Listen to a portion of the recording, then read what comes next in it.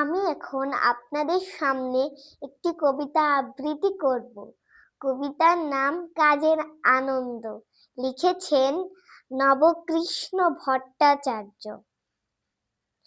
মৌমাছি মৌমাছি কোথা যাও নাচি নাচি, দাঁড়াও না একবার ভাই।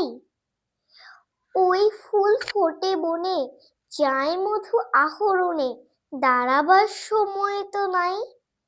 ছোট পাখি কিচিমিচি ডাকি ডাকি, কোথা যাও বলে যাও শুনি। এখন না কবু কথা আনিয়াছি তৃণলতা, আপনার বাসা আগে বুনি। পিপিলিকা দলবল ছাড়িকা, কোথা যাও যাও ভাই বলি। শীতের সঞ্চয় চাই, খাদ্য খুঁজিতেছি তাই, ছয় পায়ে পিল পিল চলি।